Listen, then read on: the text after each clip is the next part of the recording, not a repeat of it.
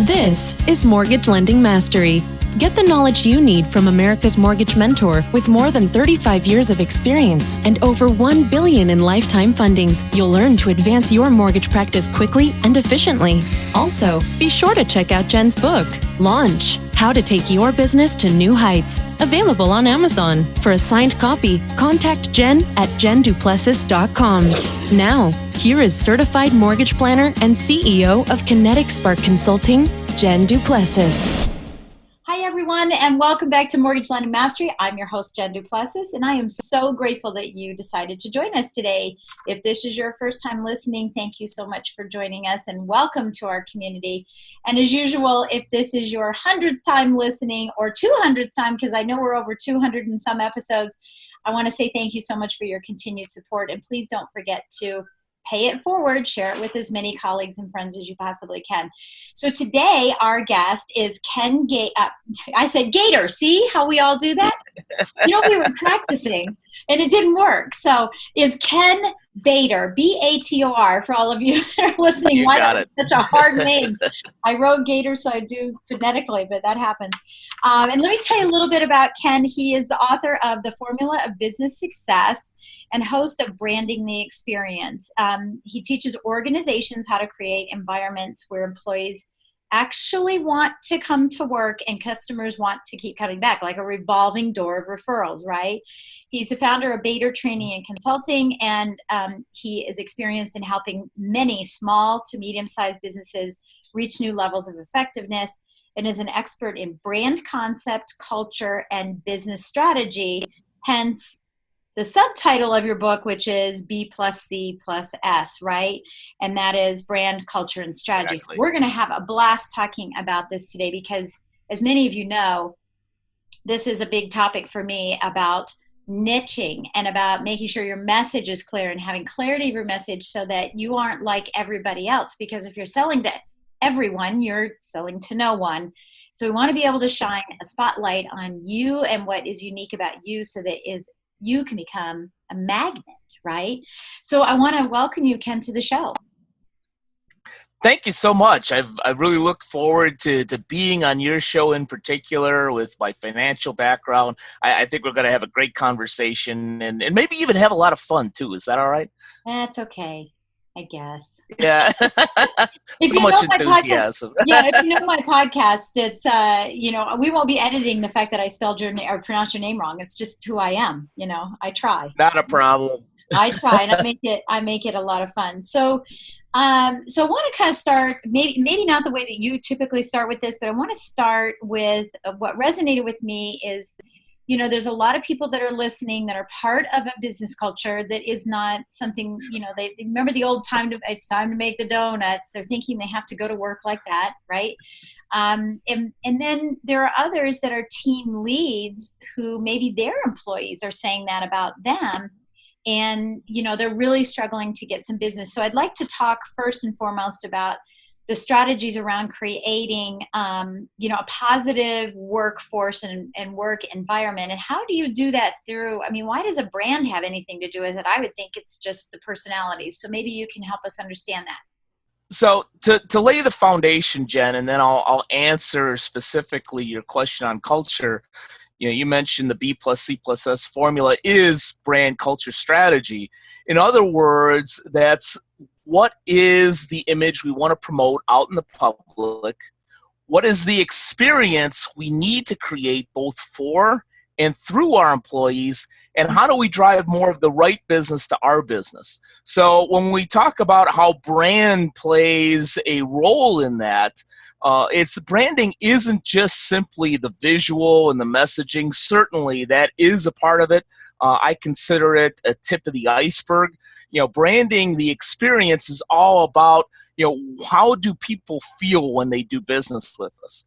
And I think that it's almost impossible to create a positive customer experience if you haven't created a positive employee or team experience from which that experience is going to create that feeling. It's going to create that warmth. It's going to create that, I picked the right person or the right firm to do business with. It can happen, but it's really, really hard. So that's where branding kind of comes into play, in that it's not just the visuals, it's the actual overall experience that our customer members or clients have with us, if that makes sense. Yeah, no, it totally makes sense, because this is something that I talk about all the time is, with systems, and of course, just what that end-to-end process is, right? To make sure it's effective for your team, for you and your team. Efficient for you and your team, but very effective for the consumer, so that they're compelled to tell their friends about you because of the feeling they got. Because we now know customer service is gone. It's all about customer experience, that feeling that they have. So so it's interesting that you kind of take a back step. So it's sort of like you can't love anybody else until you love yourself, right? So you have to love on your team so that they feel that same brand and they want to emulate that to everybody that they talk to. And of course, that excitement then leads to that client attraction, right? Exactly. And it's not a brand new concept, although I think that we're embracing it a little more over the last few years. Yeah. Yeah. You mentioned, your work in the mortgage field and the financial industry. I remember most of my background is financial. And I remember going to Baxter Credit Union's business partner days, where they actually invited their business partners in and gave awards for the best business partners. Yeah. And they served us food and so forth.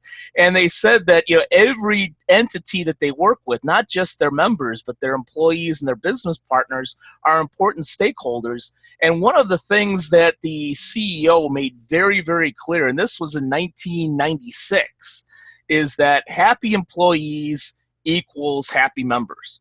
That they concentrated not on their members first, but on creating this great environment for their employees, not to allow the so-called inmates run the asylums, so to speak, but to create a very positive environment for their employees where they wanted to come to work and therefore they wanted to serve the member. And that's what I preach quite a bit. It sounds like you do it as well, Jen. Yeah, and in kind of a different way. And I love that because, it's funny because I teach a lot of business planning classes, and in fact, I'm doing one tomorrow.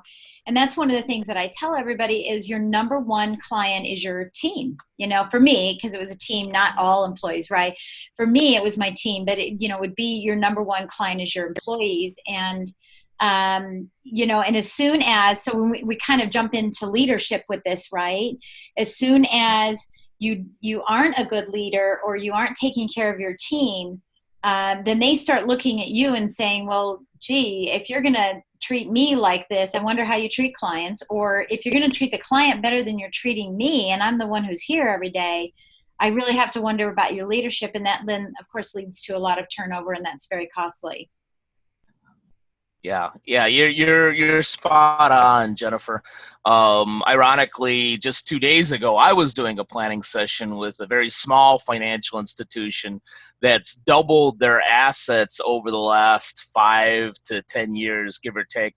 And the way that they've done that is not concentrating on operations or regulations, but concentrating on building a unique brand and story and their culture. And I was really, really encouraged, and this was not even something that I needed to cajole, as you could probably attest to. Some clients, you just got to keep, pushing them that inch forward. But this organization had really grown, and instinctively, they figured out, especially leadership, that we're at a point now where it just can't be one leader or two leaders. We need to get other people involved. So in this planning session, for the first time, they invited 3 future leaders to this session with the CEO, COO, and the board. And it was one of the most dynamic planning sessions that we had because we had new ideas. And also we had buy-in, from these folks, from these new future leaders. And it's the one point that I'll make, and I'll finally shut up because I have a tendency to ramble, No, it's okay. is I really believe that I really believe that today it's not just communication or engagement. It's about true involvement.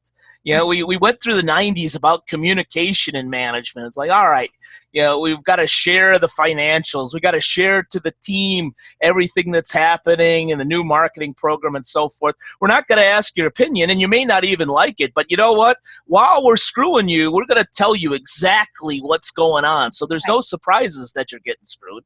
And then everything was engagement about, all right, let's have picnics. Let's be warm and hug and everything. And let's ask for your opinions. We may or may not follow it. At the end of the day, we'll still tell you what to do, but we're going to engage you and we're going to give you some cookies and everything else. And granted, that was better than communication. Now it's about true involvement. It's about, all right, how do we get other people? How do we get, to your example of a team, how do we get the whole team involved in what we're doing? Where we even give them a budget and say, you know what, I'm not going to run this. It's your idea. Here's your budget. Here are your parameters. You run with it and do it. And as the team leader or the CEO, I'm your resource and I will help you when you need it. Yeah. Well, I love that. Because that really is that involvement. And so, and you're right, it's probably gone a little bit beyond community. I mean, involvement does involve community, but I'll give you an example. The company that I worked with before I had transitioned, one of the things that I really loved about the company is that very, very charity involved, right? Community involved. And so if you had a charity that was good, not good for you, but it's something that resonated with you, you could go and it didn't affect me because I was commissioned, but you could go, and so could anybody else, go to volunteer to build a house for Habitat for Humanity, or walk through a children's ward, right, of a cancer ward of a children's hospital. You could spend that time and the company would still pay you. And so you just had to go and have somebody sign off that you were there and take pictures so that people knew that, from a social media standpoint, that the company was very involved in the community. And I think that in and of itself is great. I think that's one way of doing it. I'm curious to know, what are some other ways, some smaller ways that team leads, let's talk about them first and we can go into CEOs, but some way that team leaders could involve their people, because I'm thinking budget, I'm thinking department, right? Maybe not so much department, but to get that buy-in for, with them to buy into the brand, because sometimes the brand's already there, right? And this is a new employee. And so give us some ideas on ways that people could get started.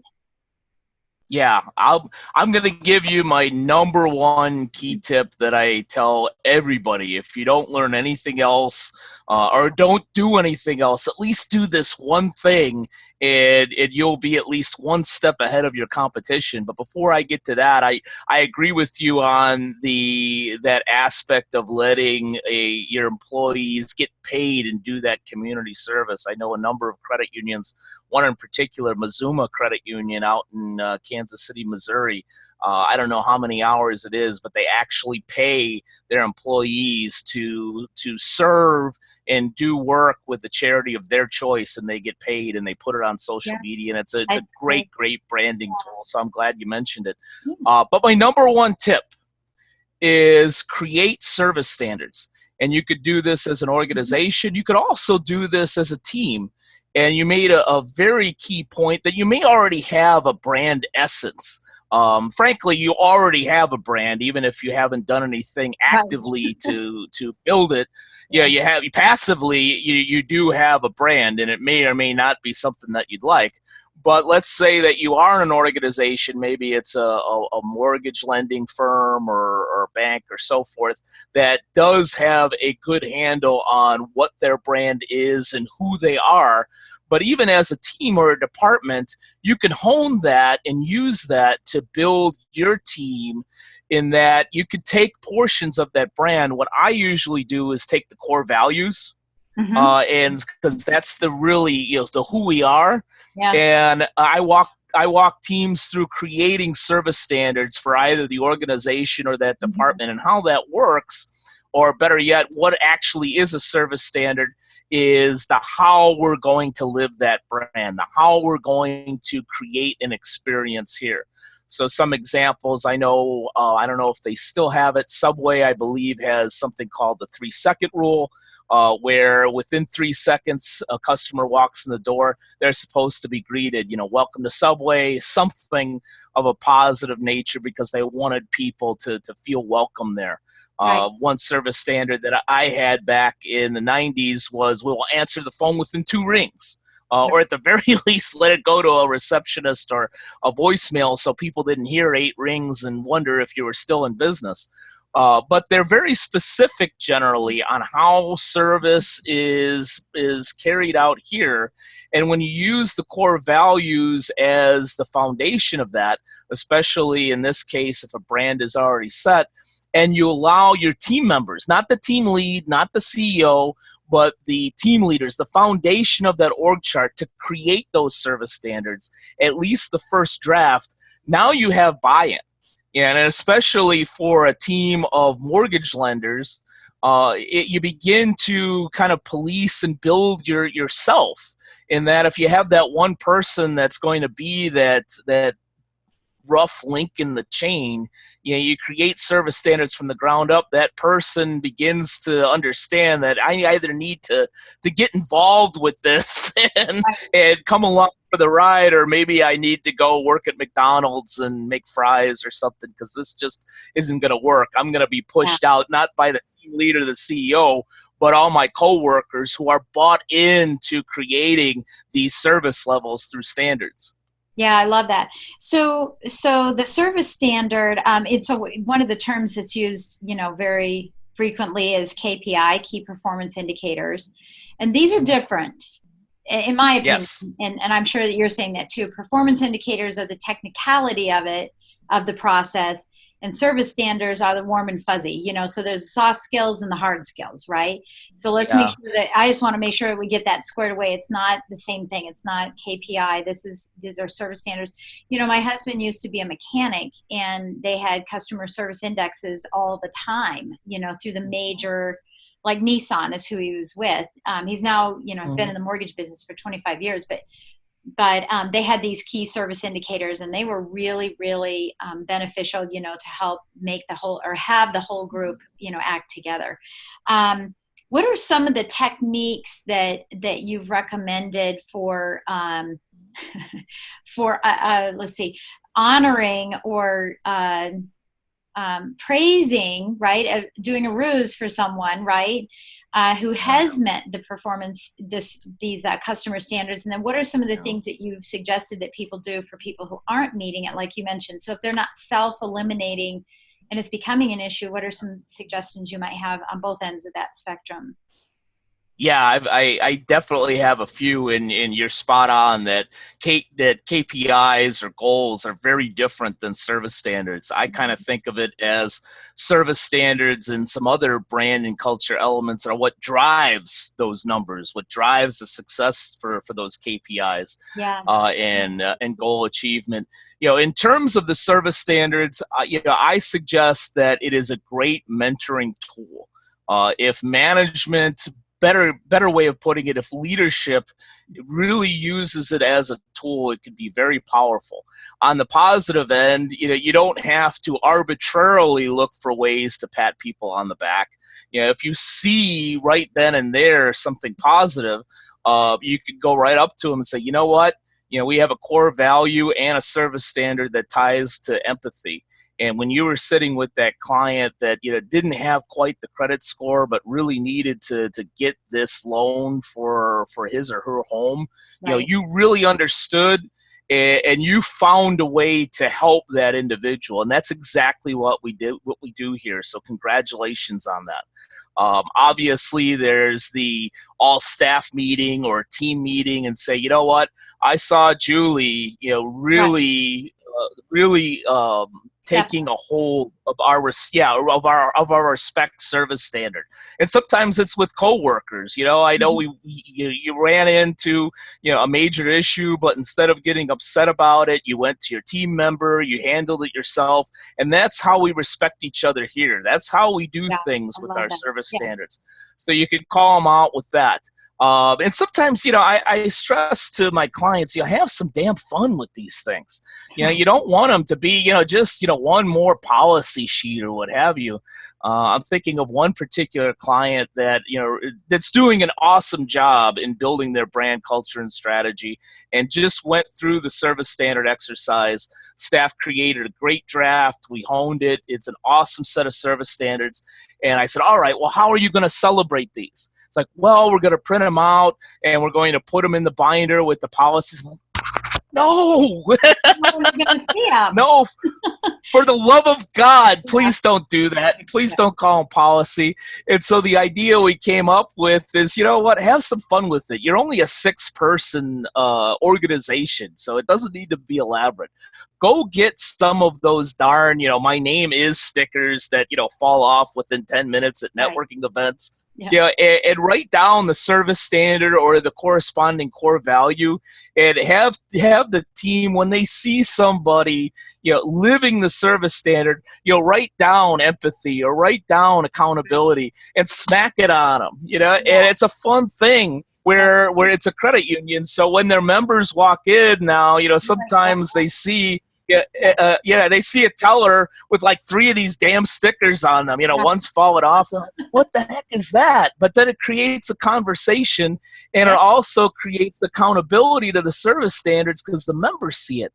Right. And then on the negative, go ahead, please. No, I was going to say, yes, go out and tell their friends. Yeah. Yeah. Exactly.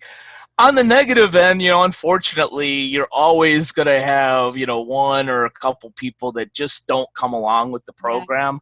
But I stress to leadership, that makes your job easier too, because a lot of times, you're looking for the concrete example to write somebody up or to give them some mentoring and say, we can't do this anymore. Right. Yeah. And when you have a service standard, if it's something like punctuality, we will be at our station 15 minutes before our start time. And 2 out of the 5 days during the work week that didn't happen, you can call them into your office and say, this is our service standard. I didn't create it. We all created it. Yeah. When we don't follow our service standards, it's not just about our customers, it's about each other and everybody else having to pull up the slack. So if it happens again, I'm going to write you up. So, well, but I had this. You don't even have to get mad about it because there's so much emotion in chastising our employees sometimes. So you know what? We can still be friends. I'm just telling you that if this happens again, this is our service standard. It's written right here. You will be written up. Yeah, it's your choice. Yeah, it's you can choose. You can choose to follow the service standard, and then we'll never have this discussion again. Yeah, you don't even have to get emotional or mad about it. It just is what it is. It's on paper, and this is how we provide service both to each other and those that we serve. Yeah, and I love that it's on your team. The team. Everything I do, I think football. I don't know why, but everything I do is football. That's great. I love football. It's like all of us, showing up to work out, and we've studied the plays, and we're all at the game, and we're there for the consumer, right? The customer who's up in the fans and everything, and they're loving on us because they're wearing our colors and all that. And we've got this one person who doesn't come to practice and doesn't look out how they eat. They don't take care of themselves. They don't know the plays, and they're messing up the whole thing, and nobody wins. Yeah. Right. And I think that's really cool. I think it's really cool. You're singing my song because I talk about core values all the time. I just love that, I talk in aspects of personal core values. I love how it's been transcended down into the team as well. Like, what is our team core values, and what are the things that we want to accomplish ourselves. So when we talk about the brand and the culture building, I definitely can see that. How does that relate then into the business strategy? Or do we just let this happen that, okay, well, now we're all efficient and they see that we're efficient and they think it's really cool. And so now business just automatically comes, or is there really a strategy behind, us getting, bringing the business in and attracting that business? What kind of strategies are there? Yeah, great question. And nothing just happens, as I'm sure you teach as well. Yeah, nothing just happens. My whole thing is about alignment. So, we may not get, with a number of my clients, we may not get to strategy until maybe the 6th, 7th, or 8th meeting, or maybe even a few months down the line, because those service standards, and I don't get me wrong, I love core values. I believe that the service standards takes it to the next level and makes it more specific, because sometimes you may have a core value of respect, and people are like, well, how do you define that? It may mean 3 different things to 3 different people. So when we have that core, when we really know what our mission, vision, values, and service standards are, and we know that we can consistently create an experience for the customer, member, or client, then when we're doing the strategy and we're talking about driving more of the right business to our business, one, we're set up to be able to create that experience. When we drive people there from a marketing and branding standpoint, we're not driving them to crap. And we say that you're yes. When we say that you're going to experience X, you're going to experience X or better. Yeah. And so that's what builds brand. So from a strategy standpoint, we talk specifically about, and you're a big expert on this, we talk specifically about niche. And from a financial industry standpoint, I find that this can be a difficult conversation. From a financial standpoint, well, whether we're offering mortgages or home equity loans or checking accounts or insurance or real estate or whatever, it's all about the numbers. Well, you think if I just talk to more people, if we expose our brand to more individuals, just by sheer numbers, we're going to get more business, and that's not the case. No. When you really focus in on a niche, when you focus in on, okay, we've created this experience, who can we serve better than anybody else, or at least as good as anybody else? Yeah. So from I work with a lot of police credit unions. They serve law enforcement better than any other institution. And I always, from a strategy standpoint, when we're developing goals and marketing and brand messaging, I stress to them, you have this great experience. The brand messaging needs to revolve around how you create an awesome experience for law enforcement families. Because at the end of the day, they can go to Chase, they can go to Wells Fargo, they can go to KeyBank, they can go to the community bank, they can do all that. By coming to me, right? Exactly. Yeah. And you know what? They may very well have the same damn products at Chase, but when you walk in the door or you pick up the phone or even go online with our police credit union, you're going to feel that we know law enforcement families and what you're going through better than anybody else. So that's what kind of ties in that core of the core values and the service standards, and begins becoming that brand messaging that we use strategically to drive more of the right business to our business. Yeah, I think that's important. I think a lot of people, have conversation. They say the wrong thing to the wrong people. They say the wrong thing to the right people. Right? We want to get everyone to the point where they're saying the right thing to the right person, the right type of people. And, knowing emphatically where I love core values, but knowing emphatically who your core value, what your core value is and how that you align it with your whole business and your practice and your life, I think it really is a magnet. It truly is a magnet because it's just, rather than chasing people, it's just time consuming to chase people. It definitely is. So I want to ask you, we've talked kind of about, the image of the business, the experience that employees have, how to get the right people from the right business. I think we've kind of talked about, all of those things. What are you seeing is the most common, I don't want to say wrong. I just want to say that the most common mistake, let's say that, the most common mistake people are making right now, or companies are making right now, what is a thread through all of them that you're seeing right now that people need to have a clear understanding to get out of that habit, so to speak? Yeah, I see two pretty frequently. Ironically, from a brand culture and strategy standpoint, especially in the financial industry, I find that we're pretty good at that S. We're pretty good at setting goals and KPIs, as you mentioned it, and trying to hit those. Yeah, but usually where we're missing the mark is either in the B or the C. The C is, from a culture standpoint, we're just not involving our team. We're not creating an environment where their employees actually want to come to work, or at the very least, don't get sick on Sunday night because, I got to start my week on Monday and I got to go in. At least have it be all right, I'm going into work and it's not a bad thing. I enjoy my team members and so forth. So from a culture standpoint, especially since I work with a lot of small businesses, you got to have everybody rowing. And if you don't have everybody rowing, if you got those one or two people that are sitting on the oar, then you either need to, number one, get them involved.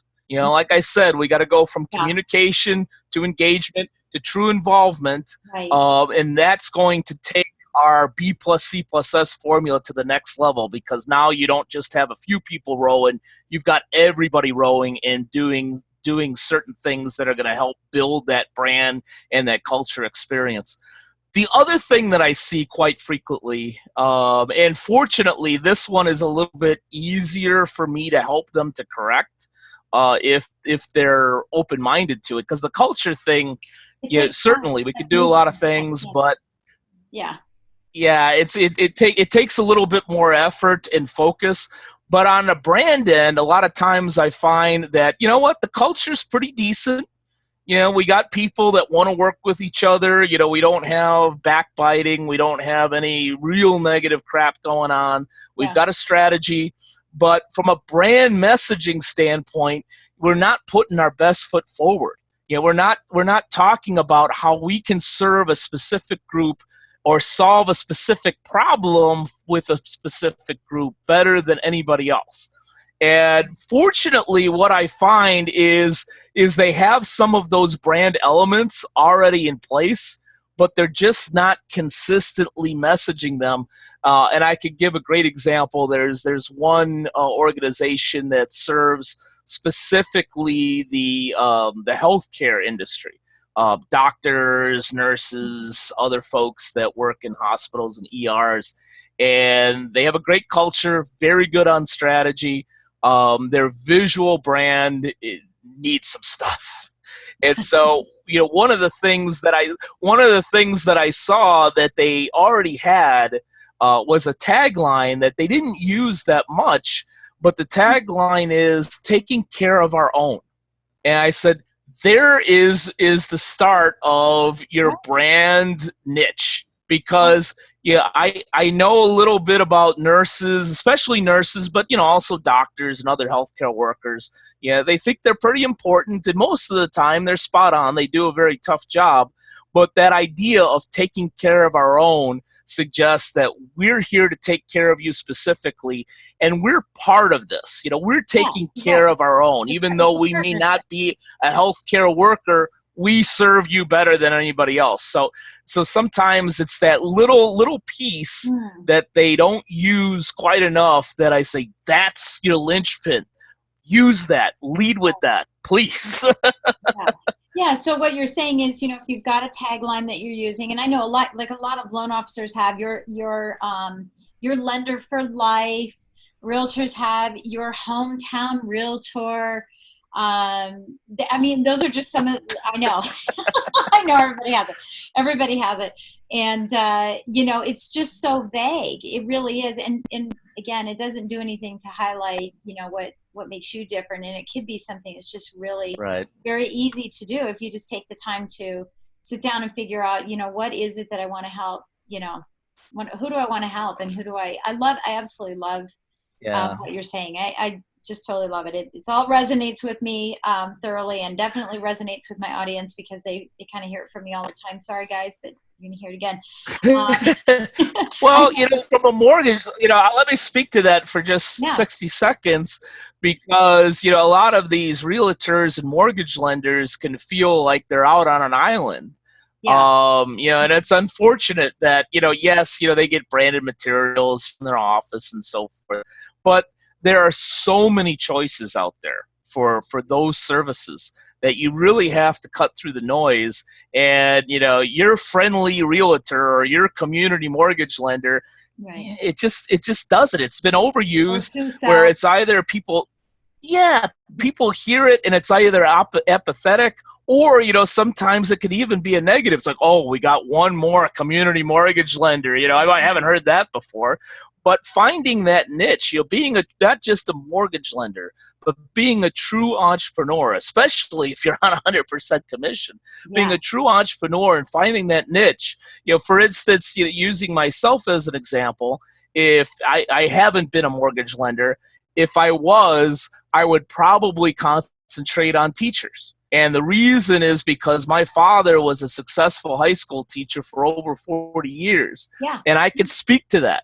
I could say, I know what it's like to be passionate about your job and make a salary that's unfortunately not as high as it should be. Yeah, I know how to make things work from a mortgage standpoint, specifically for educators. That's my niche. I'm going to go to teachers' functions. I'm going to go to teachers' LinkedIn groups and so forth. That's going to be my niche. And what people need to understand, and I'm sure you teach this as well, that when you niche yourself, you're not limiting yourself. Somebody that may be a firefighter may say, you know what, I want that kind of service. I don't care if you just deal with teachers. I want to work with you. Yeah.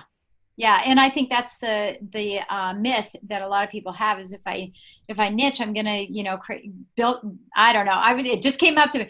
If I niche, I'm gonna be digging myself a ditch. That's not the case. I mean, you get so much. That's good because people have so much clarity. People have so much clarity around. Oh, that's what you do. So you're not just like everybody else. You're better than everybody else in that one area, just like you're saying.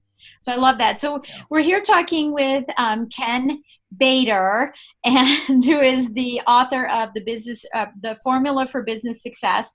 And one of the things, Ken, I just absolutely enjoyed it. Thank you for showing it too. I absolutely enjoyed talking with you because you're right up my alley. I can't wait for us to have a really long relationship. I'm really excited. But I know you have a gift that you'd like to give to our audience today that could help them kind of put this in place right away. What is that? Absolutely. If you go right to my website, which is simply www.btcinc.net, right at the top of the homepage, you'll see a button for a free ebook. It's very straightforward, about 16 pages, some big pictures, and some very big tips. I found that sometimes it's been a great tool for me. Sometimes as you've probably come across, somebody isn't quite ready to work with you, but they want to get, a little bit of a taste. So in this particular free ebook, which is titled When Your Formula Doesn't Add Up, it goes through different scenarios similar to how we did a couple minutes ago. Maybe your culture and strategy are strong, but your brand just isn't really great. Here are 3 things that you might want to consider doing. Maybe you have a great brand and you do have a good culture, but you can't do strategy to save your life. Here are 3 tips that you can implement right now. So it's a great tool for especially your audience in the financial industry. Yeah, well, and I think anybody who has to generate their own business and serve people, I think it's wonderful. And I just want to say thank you on behalf of everybody for that gift. My pleasure. I love when we can give, people more and more information to be able to make decisions. And I know you have some other links that you've provided to us as well. So we'll make sure we put those in there, as well as the link to his book. Because I can't wait to read it. Unless I can't remember if I read it. Were you in the author thing? Did you do the author thing? Oh, at the New Media Summit? Yeah. You know what? That's specifically where we met during the author session. Well, no, we met because I saw you on Summit. stage and said, "Oh, I have to go meet you." Yeah, got it. I loved got what it. you had to say on stage, and so I was stalking you. But yeah, I can't remember. So that means I have the book. I just have like 65 books, just like you do, all stacked up right now. But I can't. You know what? Read it. I remember we traded books. I'm literally looking at my bookshelf, and there are 6 books, including yours. All of them, I'm sure, great from the New Media Summit. So usually I do all of my reading on the airplane. Yeah. And so, I don't have another trip planned for like 6 to 7 months. So I won't get to any of that reading real quick, but I will. Awesome. Well, I can't wait to read the book. I want to say thank you so much. This was so fun and so enlightening, because it is just a little twist and I learn every single time that I do a podcast. And I just want to thank you for the nugget you gave me, which is just taking that from my personal life into my professional life. And while I believe I did that somewhat in my practice, it wasn't intentional. It happened, and thank God it did, but it wasn't intentional. I can just imagine how much more successful I would have been had it been intentional. And I know that my listeners are going to learn from you. So thank you again for joining us today. I really appreciate it. My pleasure. I had a blast talking to you, Jennifer. Well, thank you. Well, everybody, thank you again for listening in to Mortgage Lending Mastery. And again, please go online and give us a great rating, give us a 5-star rating, and please take a few minutes to write a review so that we can continue to grow. And again, I love all of your feedback that I get through LinkedIn and through Facebook instant messaging. I love hearing that you're enjoying the podcast, and I thank you again for supporting me every single week on the show. So we will catch you next time on Mortgage Lending Mastery. Thank you for listening to Mortgage Lending Mastery. Looking to streamline and launch your practice by accessing Jen's tools, courses, classes, presentations, and resources? Visit jenduplessis.com to learn about the features and benefits thousands of other professionals have experienced by enrolling in Jen's lifetime membership program. Isn't it about time you consider a coach to take your business to new heights? Contact Jen to start your application process today. Thanks again, and be sure to tune in next week.